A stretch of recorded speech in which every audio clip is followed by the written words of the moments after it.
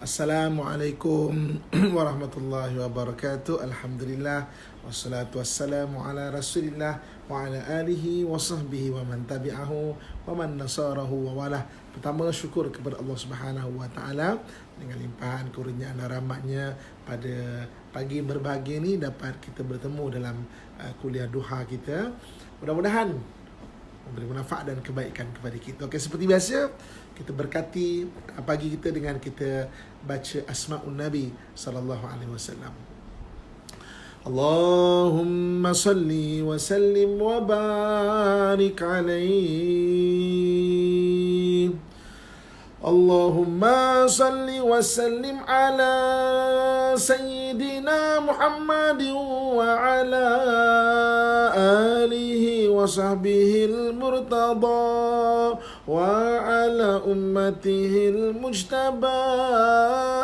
Allahumma salli wa sallim ala Sayyidina Muhammadin al-Mustafa Muhammad Ahmad Hamid Mahmud Ahyad Wahid Mahin Hashir Aqib Taha Yasin Tahir Mutahara Tayyib Sayyid Rasul Nabi Rasul Rahmah Kutham Jami Muktaf Muqafi Rasul Malahim Rasul Rahah Kamil Iklil Muddathir Muzamil Abdullah Habibullah Safiyullah Najiyullah Kalimullah Khatimur Rusul Khatimul Anbiya Muhyi Munji Muzakir Nasir Mansur Nabiyu Rahmah Nabiyu Taubah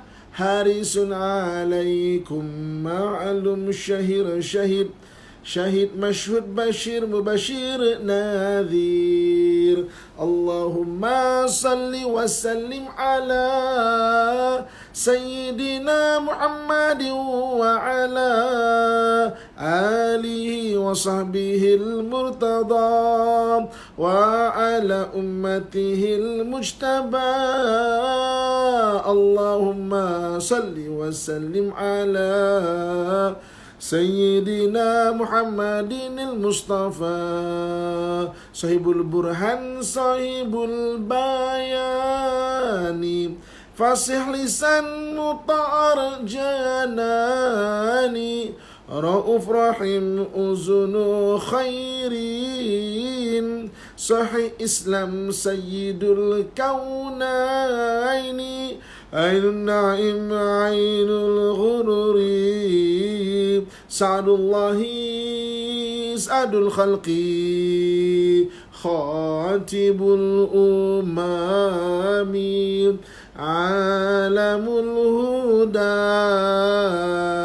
Kashiful Kurabi Rafi'ur Rutabi Izzul Arabi Sahibul Faraji Asma'un Nabi Sallu alaihi wa ala alihi wa ashabihi. Allahumma salli wa sallim wa barik alaihi. Alhamdulillah. Syukur kepada Allah Subhanahu wa taala dengan limpahan kurniaan dan rahmatnya pada kesempatan yang berbahagia ni dapat sama-sama kita berkuliah bersama-sama lagi dalam urusan emosi. So jadi yang penting sekali adalah kalau kuliah dengan saya suka maknanya habis kuliah ada satu benda yang kita boleh buat, something yang boleh kita gerakkan, maknanya badan kita, tenaga kita, otak kita supaya kehidupan kita ni ada, maksudnya ada perubahan daripada baik kepada lebih baik kepada yang lebih lagi baik lagi. Okey. kita dah kongsikan apa antara kuliah-kuliah sepanjang Ramadan ni. Pertama sekali, yang penting sekali circle of action. Circle of action kita kena tahu circle of action, sebab dengan circle of action kita tahu macam mana sesuatu amalan atau perbuatan tu boleh disempurnakan. Kemudian kita dah cerita mengenai memulakan sesuatu. Sebab apa nama, dah bersih putih ais, alhamdulillah. Kiraan 5 cara nak memulakan sesuatu, maknanya 5 second countdown. Sebab countdown ni adalah daripada sunnah Nabi. Nabi ceritakan macam mana suruh kita ingat mana kehidupan Muhammad dan sebagainya. Saya dah kongsikan yang lebih detail lagi. Kita dah cerita mengenai istiqamah. Semalam kita cerita mengenai Al-Quran, macam mana menghafal Al-Quran. Okey, Pagi ni saya nak cerita mengenai bahasa dalaman. Okey, yang antara yang memberi kekuatan dalam hidup kita ni sebenarnya monolog dalaman kita. Monolog dalaman kita ataupun perbualan kita dengan diri kita. Bila kita semakin besar, dari maknanya kita ni ada satu keadaan di mana kita bercakap-cakap dengan diri kita. Maksudnya bayangkan diri kita ni, sekarang kita tuan-tuan melihat saya yang zahir ni, tapi sebenarnya di sebalik yang zahir ini kita ada dalaman diri kita satu lagi.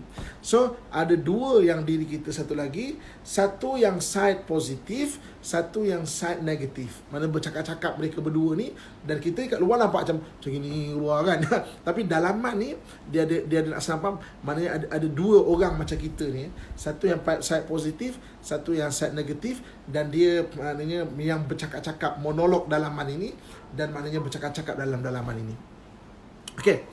Sebelum saya mulakan, saya nak cerita satu kisah. Dengan izin Allah Subhanahu Wa Taala, saya dalam dunia diving ni agak tinggi juga. Dengan izin Allah, syukur kepada Allah Subhanahu Wa Taala.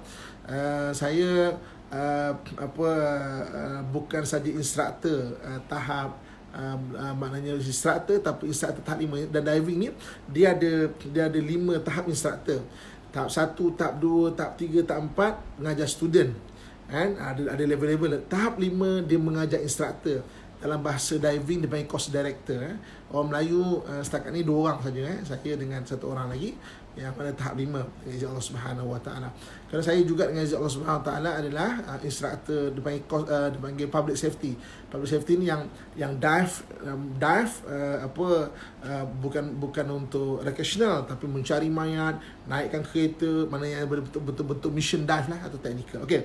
Jadi setiap tahun saya akan dijemput ke US. Kenapa ke US? Sebab US ni dia ada satu convention diving terbesar di dunia. Maknanya dekat situ ada seminar-seminar, ada update dan sebagainya. Maksudnya dekat US . So kat US ni dia akan rotate. Setahun dia buat dekat Las Vegas, setahun lagi dia akan buat dekat Orlando. Jadi tempat beza. Kenapa Las Vegas kan? Las Vegas sebab dia ada convention center terbesar dekat US. Orlando pun sama juga, convention terbesar dekat US. Okey. So jadi dia rotate. Hari ni Las Vegas, tahun depan Orlando, tahun satu lagi adalah Las Vegas. Okey. Pertama sekali saya dijemput untuk ke sana, iaitu pergi ke Las Vegas. Las Vegas Ustaz pergi Las Vegas tau.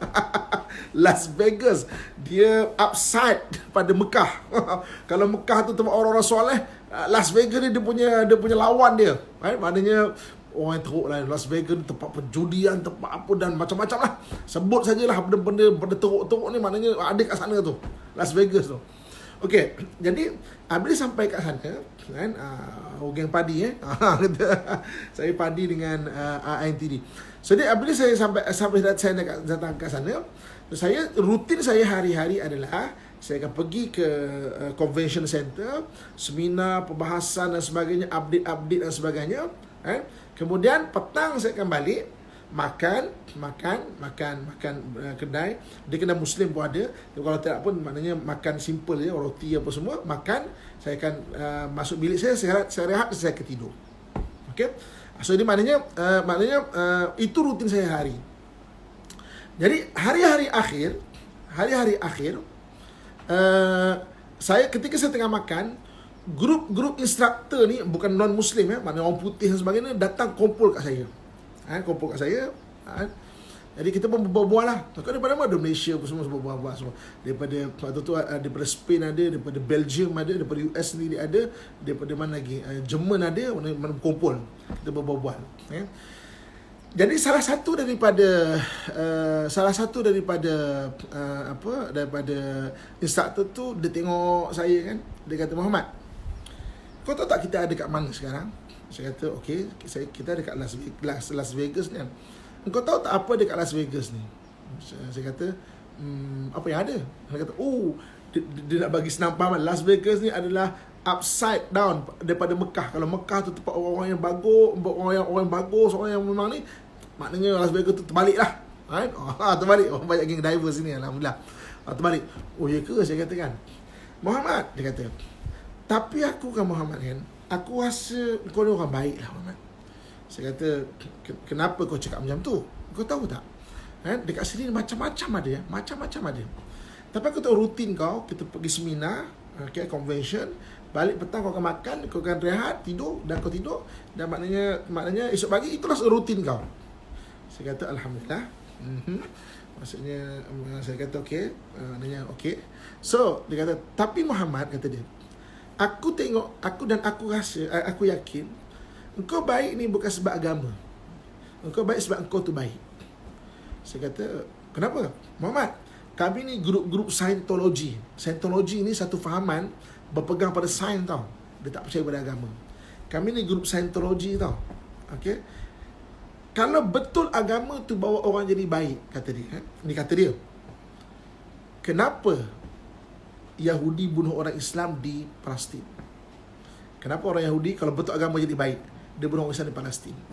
Kalau betul agama buat orang jadi baik, kenapa Bashar Assad bunuh orang Islam di Syria? Kalau betul agama tu membawa jadi baik, kenapa orang Buddha membunuh orang Islam di Rohingya?" kata dia. Kan? Maksudnya kalau betul agama tu jadi baik, kenapa ada orang ni apa semua? Kenapa?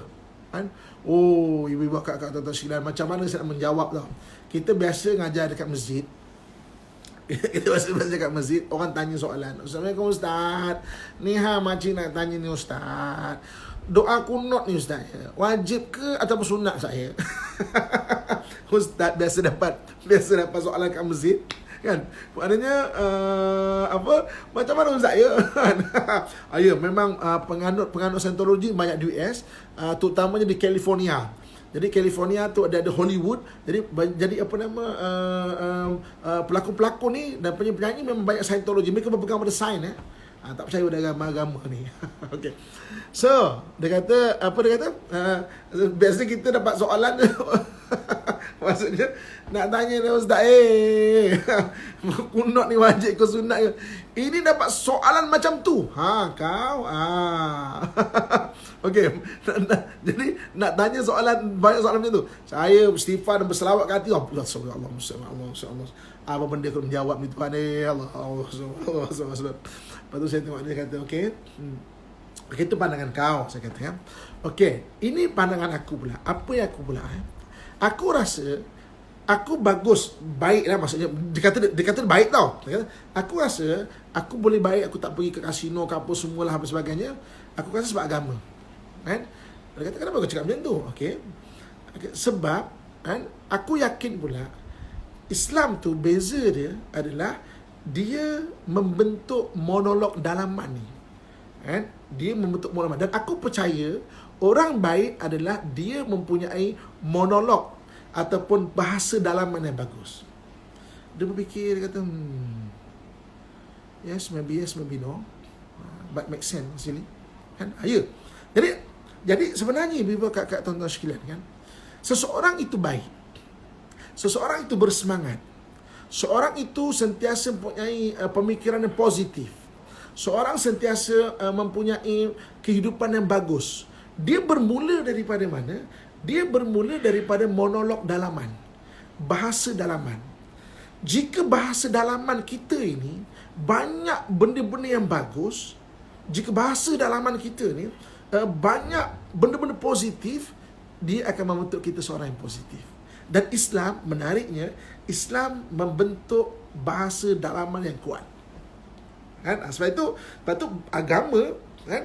Dia apa-apalah memang ada cuba membentuk bahasa dalaman, tapi Islam dia membentuk bahasa dalaman yang kuat. Sebab bahasa dalaman dalam Islam dia berasaskan keimanan kepada Allah Subhanahu Wa Taala yang Maha Mencipta. Dia bukan sekadar nasihat-nasihat yang baik, tapi dia bentuk keimanan. Keimanan yang selama ada Covid ini, cerita lama dalam 4 tahun lepas ni lama ni, sebelum wujud Covid. Ni bukan baru ni. Ni lama kan. Jangan takut, insya-Allah alhamdulillah selamat. Saya balik pada ni. Okey. Jadi maksudnya sekuat mana bahasa dalaman kita itu membentuk kita. So tadi kuliah kita pada pagi ni, perkongsian kita pada pagi ini adalah bagaimana cara kita nak bentuk bahasa dalaman. Sangat penting sangat penting. Macam mana nak bentuk bahasa dalaman. Jadi maknanya sekuat mana kita dapat bentuk bahasa dalaman kita ni, itu akan menjadikan kita. Kan? Kalau bahasa dalaman kita lemah, kita akan menjadi lemah. Kalau bahasa dalaman kita negatif, kita akan menjadi orang yang negatif. Kalau bahasa dalaman kita itu orang yang sentiasa mengeluh, keluhan banyak, kita akan jadi orang mengeluh. Kalau bahasa dalaman kita saya tak puas hati dengan orang, kita akan jadi orang sentiasa bermusuh dengan orang lain. Sebab itu, kenapa kalau orang yang ada perangai tak suka tengok orang buat baik, perangai dia sama je, kat mana-mana sama je. Dia bukan pada seorang tu saja. Nanti kat mana-mana pun, dengan orang lain pun, dia sama je. Jadi maksudnya, sejauh mana kita boleh bentuk bahasa dalaman kita, itulah kita. Jadi maknanya, Islam adalah satu agama yang bentuk bahasa dalaman, dan jelas bahasa dalaman ni kita adalah berteraskan kepada tauhid, iaitu maknanya kepada kecintaan, tanggungjawab, rasa sayang, rasa kasih, rasa takut kepada Allah Subhanahu Wa Taala. Okey, so hari ini saya nak kongsikan macam mana cara kita nak bentuk bahasa dalaman, macam mana cara kita nak bentuk bahasa dalaman kita. Okey, ingat tak dalam kuliah saya yang lepas atau dalam perkongsian saya yang lepas, kita punya otak ada dipanggil kognitif yang paling besar 80%, dan ada dipanggil limbik, dipanggil dalam bahasa Arab aklul insani dan aklul rohani. Aklul insani dan aklul rohani. Aklul rohani ni tempat long term. Aklul insani ni tempat kita belajar benda baru dan sebagainya. So kita nak kongsikan macam mana nak membentuk bahasa dalaman kepada dua-dua jenis otak kita ni. Sama ada kognitif ataupun aklul insani, ataupun aklul rohani kita, iaitu limbik kita. Macam mana nak bentuk bahasa dalaman. Okey. Ibu kakak tuan-tuan sekalian, jom kita pergi satu. Kita pergi satu. Dah ready belum? Dah ada kertas nak mencatat? Ataupun dah start nak ingat? Kita berkongsi yang bagus ni, insya-Allah dengan izin Allah SWT. Ulama kita sebut qayyidul ilma bil kitabah. Maksudnya kamu ikat ilmu tu dengan menulis, kerana selemah-lemah tulisan adalah sekuat-kuat ingatan. Selemah-lemah tulisan adalah sekuat-kuat ingatan. Ibu, kakak, tuan-tuan, muslimin dan muslimat rahmatullah sekalian. Okey, yang pertama, kita pergi pada kognitif dulu. Aklul insani dulu. Macam mana nak membentuk bahasa dalaman. Yang pertama sekali, untuk membentuk bahasa dalaman yang kuat, dari sudut kognitifnya, daripada kognitifnya, kita perlu menghafal benda-benda yang menguatkan jiwa kita. Contoh, kalau dalam Islam, kita ada Al-Quran, ayat-ayat Quran, kemudian ataupun dalam hadis-hadis Nabi SAW. Jadi kita ingat dan kita hafal berbenda itu. Contoh, katakan kita hafal satu ayat, kita kata la yusibana illa ma kataballahu lana. Tidak akan menimpa kita sesuatu melainkan apa yang telah Allah takdirkan pada kita. Kita hafal kan? La yusibana illa ma kataballahu lana. Tidak akan menimpa kita melainkan apa yang telah ditetapkan Allah Subhanahu Wa Taala. Jadi kata-kata COVID-19 ni kan, orang rasa macam risau apa semua, tapi kita ada bahasa dalaman itu. Jiwa kita, bahasa dalaman kita sebab la yusibana illa ma kataballahu lana. Tidak ada yang akan menimpa kita melainkan apa yang telah dituliskan, ditakdirkan oleh Allah Subhanahu Wa Taala. Jadi mana kita menghafal ayat Quran, ibu-ibu, kakak, tuan-tuan sekalian, hafal tak perlu banyak, tapi benda-benda yang positif yang dia akan menguatkan diri kita tu. So, kalau dia kata kita ada satu berlaku masalah kan, ataupun kita ada satu benda-benda yang mengganggu jiwa kita, benda tu dengan sendiri akan ingat dan akan menenangkan jiwa kita. Dia menjadi bahasa dalaman kita. Maksudnya kita menghafal ayat-ayat Quran mengenai tentang apa pun, dia akan jadi bahasa dalaman kita. Yang keduanya hafal hadis. Hadis pun sangat bagus sebagai untuk membentuk bahasa dalaman kita. Sangat bagus hadis. Contoh hadis Nabi SAW. Nabi SAW sebut, la ta'jaz, jangan kamu lemah semangat. La ta'jaz, benda tu kan pendek. La ta'jaz, jangan kita lemah semangat. Dalam hidup kita ni, jangan sekali-kali lemah semangat. Kan? Jadi satu hari saya ada program Kelantan. Kan? Maknanya di Kelantan. Habis program waktu tu dengan IKIM dengan Radio IKIM, maknanya Carnival IKIM ni tu, dekat Kelantan waktu tu. Habis Kelantan, ada satu orang jumpa saya. Dia kata apa? Ustaz, saya ni Ustaz saya ni dulu malah ngaji Ustaz, malah belajar mengajar. Sayang saya Ustaz, mana kawan-kawan saya sayang saya semua jadi orang hebat Ustaz. Doktor ada, engineer ada, apa lagi, arkitek ada, macam-macam Ustaz. Tapi saya ni Ustaz hanya jadi penjual belon di carnival. Kadang-kadang Ustaz malu, kadang-kadang macam malu jugalah, kata dia. So, maksudnya dia kata dia segan. Sebab apa? Sebab kadang-kadang jiwa dia tu menjadi malu sebab kawan-kawan dia kawan-kawan hebat. Seperti tengok dia kata, tuan, kalau semua orang menjadi doktor, kalau semua orang menjadi engineer, kalau semua orang menjadi arkitek, siapakah yang akan menghiburkan emosi anak-anak ketika ada karnival macam ini? Siapa yang nak? Siapa yang seakan mengambil tugas untuk menghiburkan emosi anak-anak? Kan? Tapi saya nak tanya satu, tuan. Rumah ada rumah. Rumah ada Ustaz, rumah ada. Kereta bukan Honda. Macam saing kita ya, doktor tu lah. Doktor tu maknanya serupa. Maksudnya kereta sama.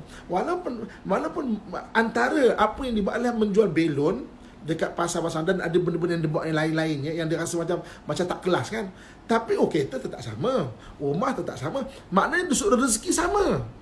Cuma dia meletakkan satu benda macam, alah, semua orang hebat-hebat sebab tu semua. Maknanya bahasa dalaman dia.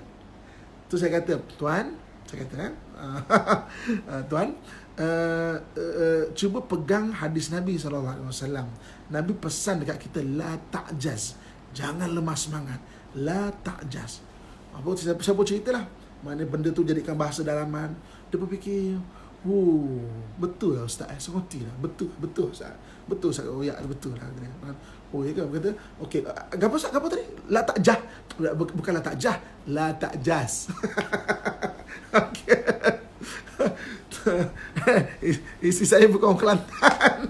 Saya waktu balik Pakistan dengan Fakud Alu, saya ambil SPM kat Kelantan. Saya dekat Kelantan, dan saya selalu berulang waktu kat Kelantan tu, dekat pondok Lubuk Tapah Pasir Mas.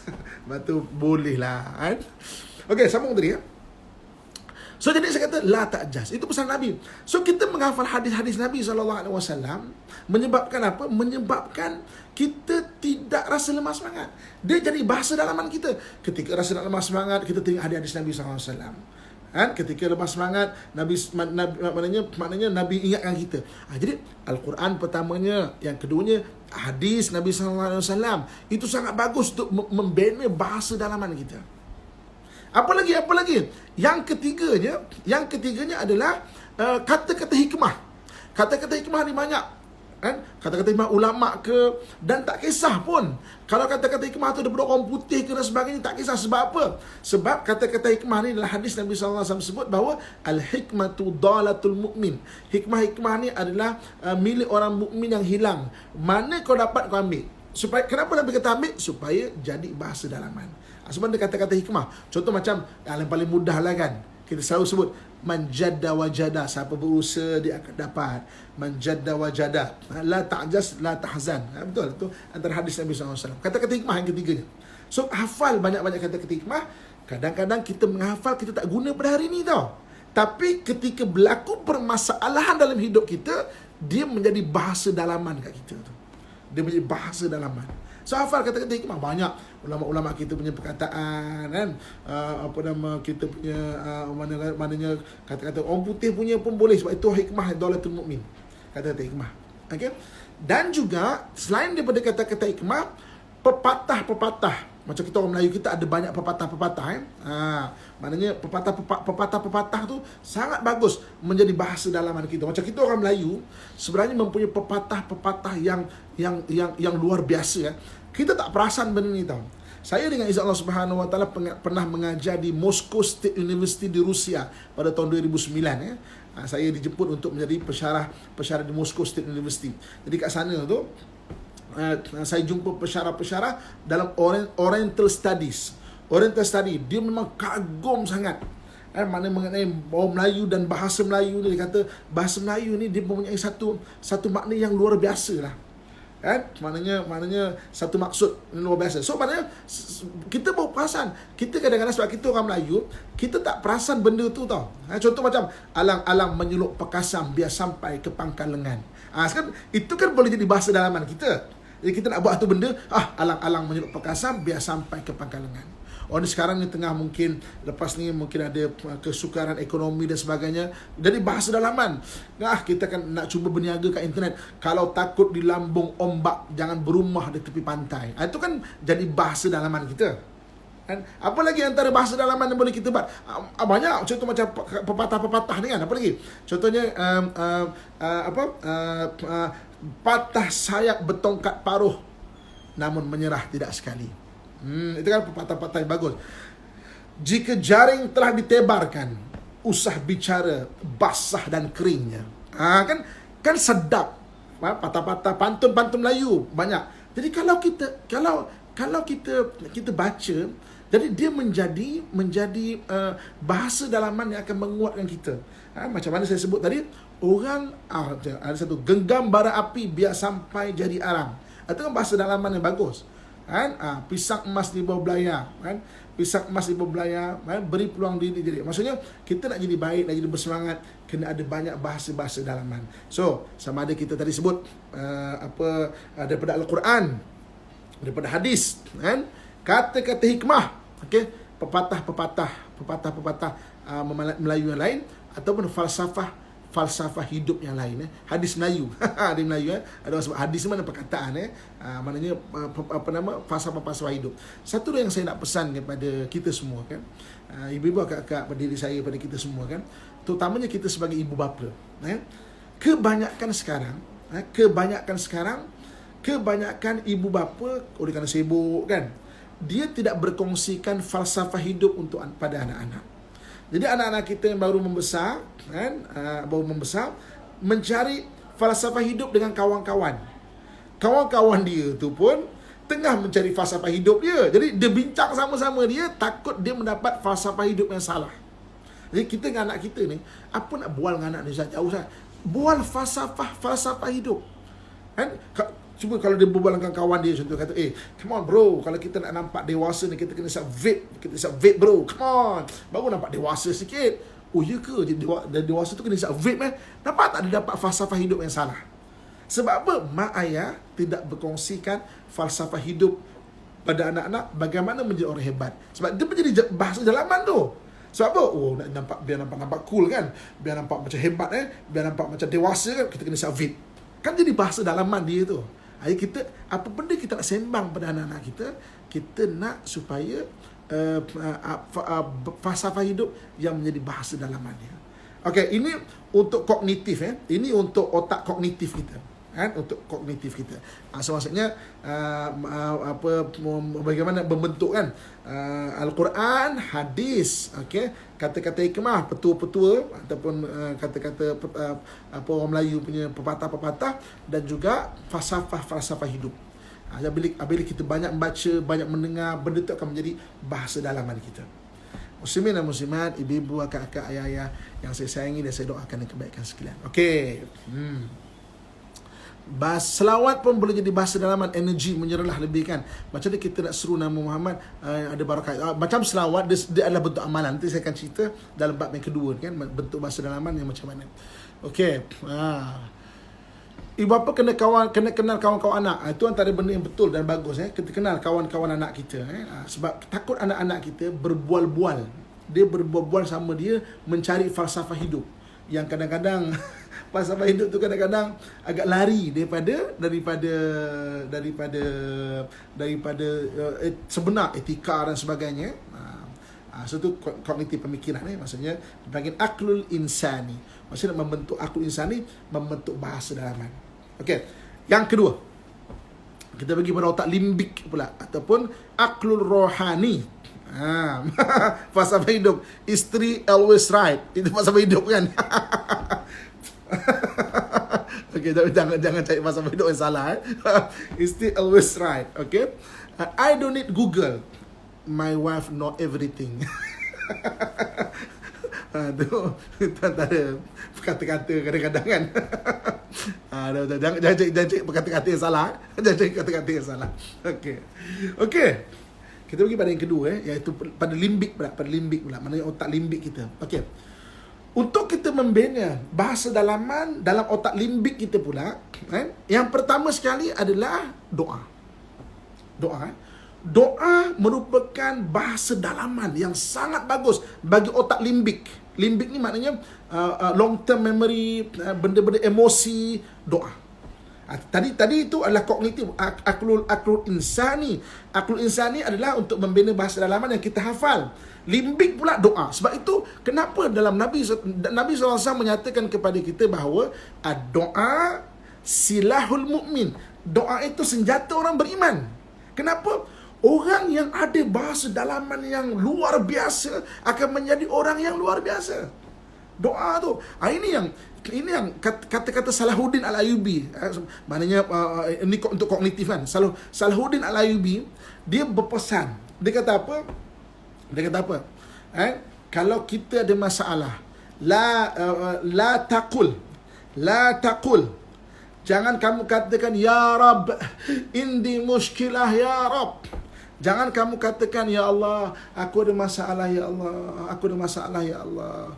Tapi katakan walakin kul, tetapi katakan ya muskilah indi Rabb. Wahai masalah, aku ada Tuhan. Ini kan kata-kata Salahuddin Al-Ayyubi. Maknanya kalau kamu ditimpa dengan berbagai masalah, la taqul ya Rab indi muskilah, walakin qul ya muskilah indi Rabb. Jangan kata wahai aku ya Allah, aku ada masalah ya Allah. Tapi katakanlah wahai masalah, aku ada Tuhan. Sebab apa Salahuddin Al-Ayyubi mengajar kita untuk berdoa? Maknanya suruh berdoa sebab dia memberi kekuatan dalaman dari otak limbik kita ataupun aklul rohani kita. Sebab itu banyakkan berdoa. Doa ni walaupun kita kata kau doa je kan, aku ingat doa tu boleh kenyang kan. Dia bukan kenyang itu, tapi doa itu menyebabkan kita nak berusaha. Ya Allah, tolong bagi rezeki yang halal yang bagus ya Allah. Kita berdoa menjadikan kita nak bergerak untuk berusaha. Ada orang pelecehkan doa sebab dia tak faham doa tu kenapa perlu berdoa dan apa peranan doa. Selain daripada kuasa Allah Subhanahu Wa Taala untuk membantu urusan kita, doa itu dia membentuk bahasa dalaman sebenarnya. Kita berdoa, ya Allah, aku nak berubah Tuhan. Ya Allah, aku nak perbaiki diri aku, ya Allah. Dia maknanya diri kita tu ada bahasa dalaman. Aku nak baiki, aku nak baiki diri aku nak. Maknanya ada bahasa dalaman yang akan menyebut. Itu doa. Itu untuk otak limbik kita. Maknanya doa. Okey. So banyakkan berdoa dan sebab itulah Nabi sebut. Nabi sebut doa silahul mu'min. Doa adalah senjata orang beriman. Okey. Yang keduanya macam mana cara nak membentuk dari otak limbik untuk bahasa dalaman? Macam mana? Yang keduanya adalah dengan cara kita bertafakur. Dengan tafakur. Tafakur ni kita duduk diam-diam, kita refleksi diri kita. Tafakur ni makna berfikir. Kita refleksi diri kita, kita fikir kebesaran Allah Subhanahu Wa Taala, duduk diam-diam fikir kebesaran Allah Subhanahu Wa Taala. Masya-Allah ya Allah.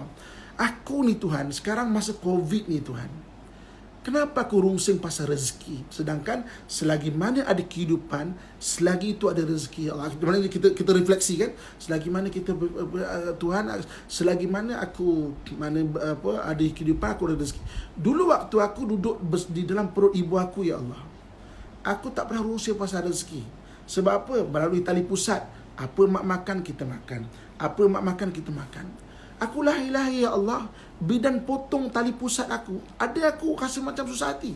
Dan marah bidan. Bidan! Kenapa potong ni? Macam mana makan? Ada kita rungsing.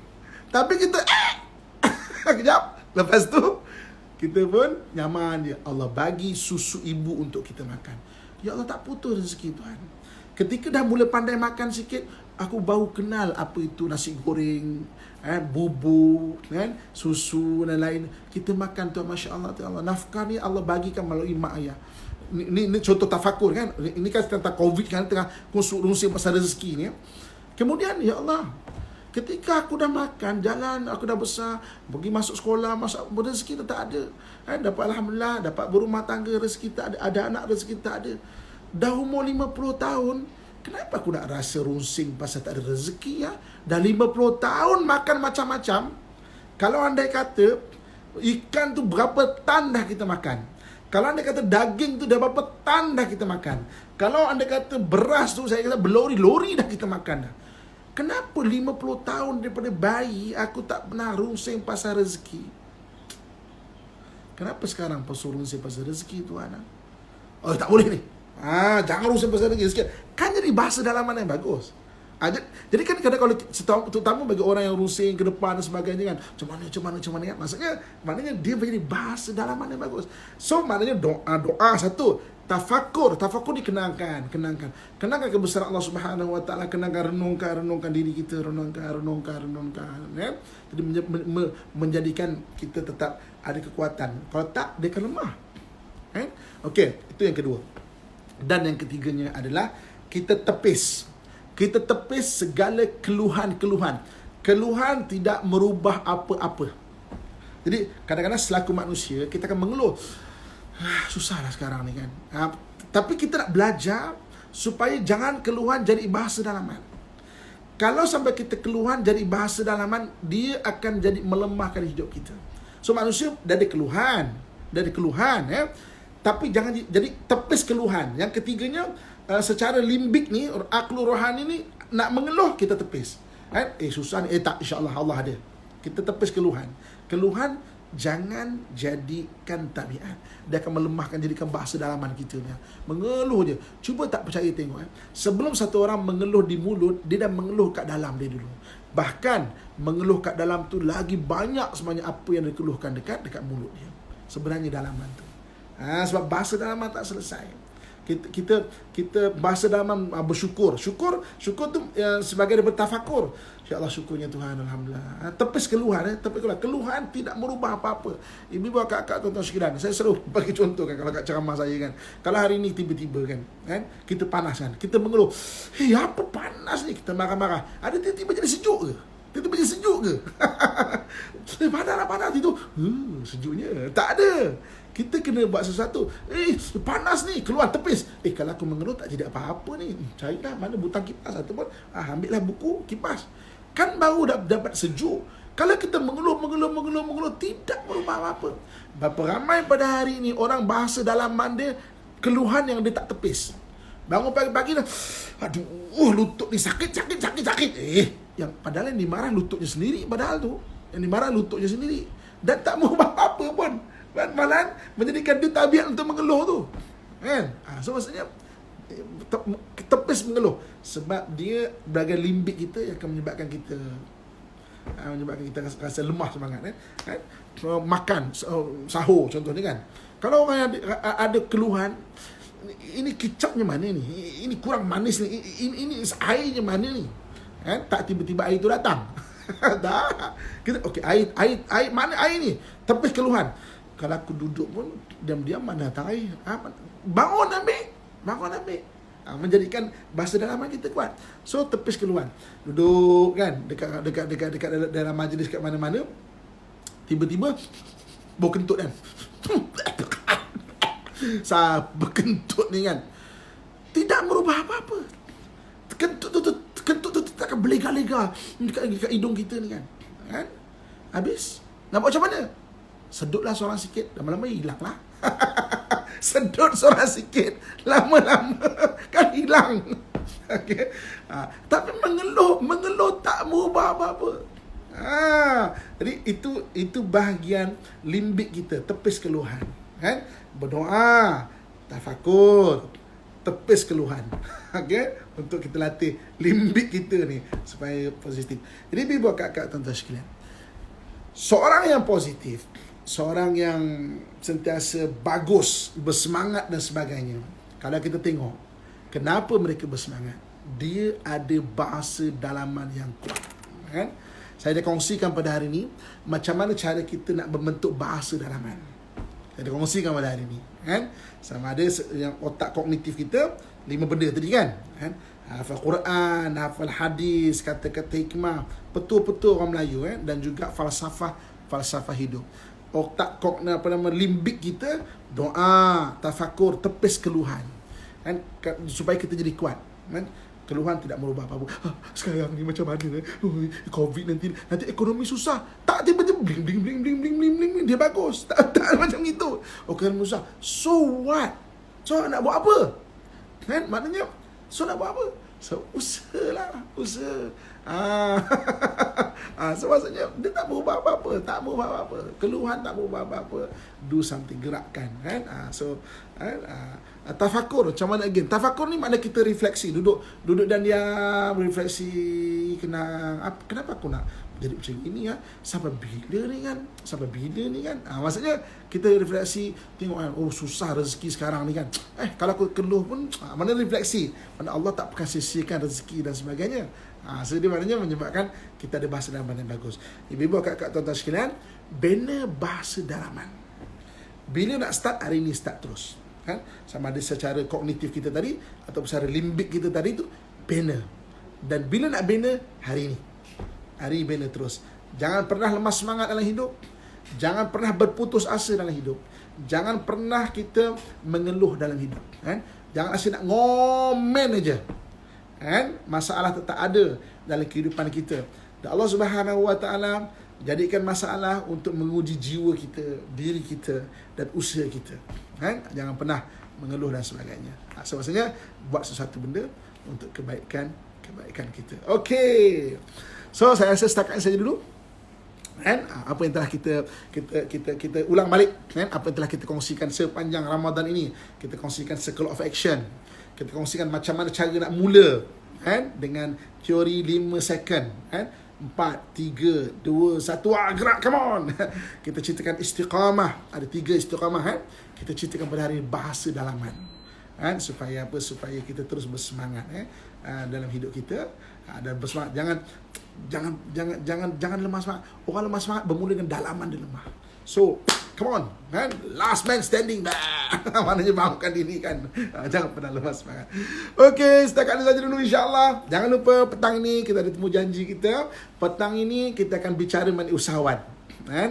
Usahawan, macam mana maknanya motivasi untuk usahawan bagi siapa yang berniaga, susah dan sebagainya. InsyaAllah petang ni pukul 3, kan? Pukul 3. Kemudian malam ni macam biasa pukul 10 lah. 10 lebih sikit, tengok ni.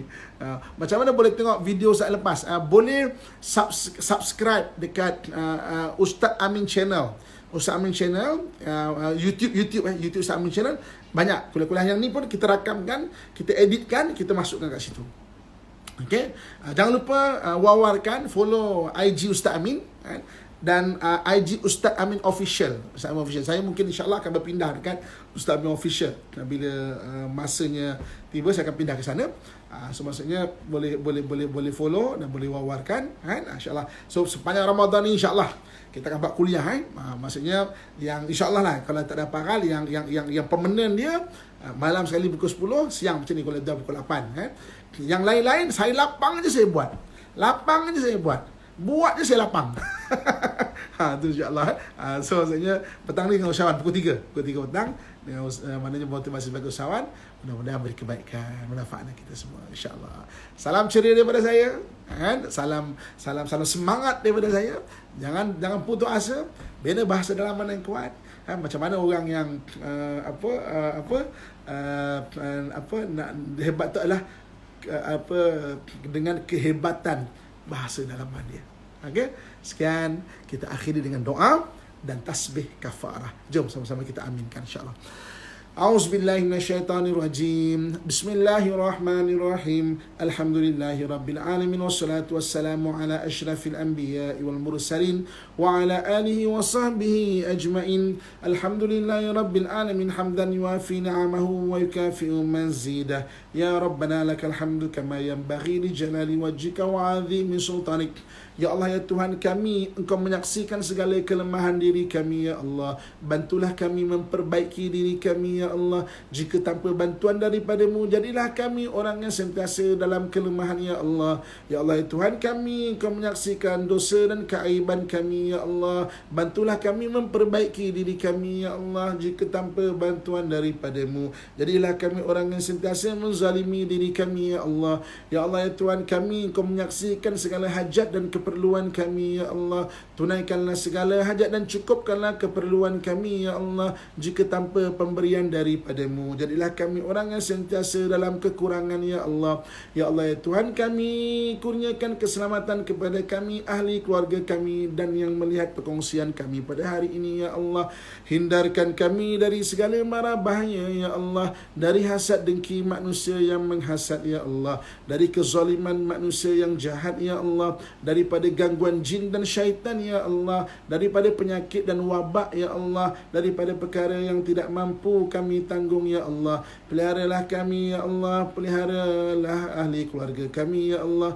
Peliharalah negara kami, ya Allah. Peliharalah pemimpin-pemimpin yang ikhlas di kalangan kami, ya Allah. Dan peliharalah seluruh muslimin dan muslimat, mukminin dan mukminat, walau di mana sahaja mereka berada, ya Allah. Allahumma rabbana atina fid dunya hasanah wa fil akhirati hasanatan wa qina azaban nar wa adkhilnal jannata ma'al abrar ya aziz ya ghaffar ya rabbal alamin. Wa sallallahu ala sayyidina wa maulana Muhammad wa ala alihi wa sahbihi ajmain. Subhana rabbika rabbil izzati amma yasifun.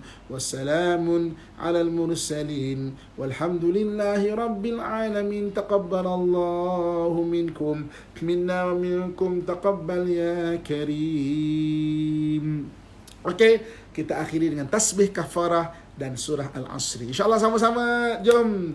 Subhanakallahumma wa bihamdika asyhadu an la ilaha illa anta astaghfiruka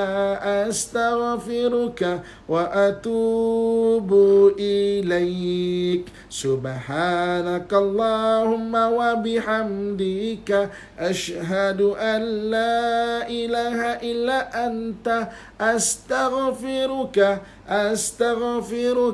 wa atubu ilaik. Subhanakallahumma wa bihamdika asyhadu an la ilaha illa anta astaghfiruka wa atubu ilaik. Wal asri innal insana lafi khusrin illa alladhina amanu wa amilus salihat wa tawasaw bil haqq wa tawasaw bis sabr. Sadaqallahul azim. InsyaAllah jumpa lagi. Assalamualaikum warahmatullahi wabarakatuh.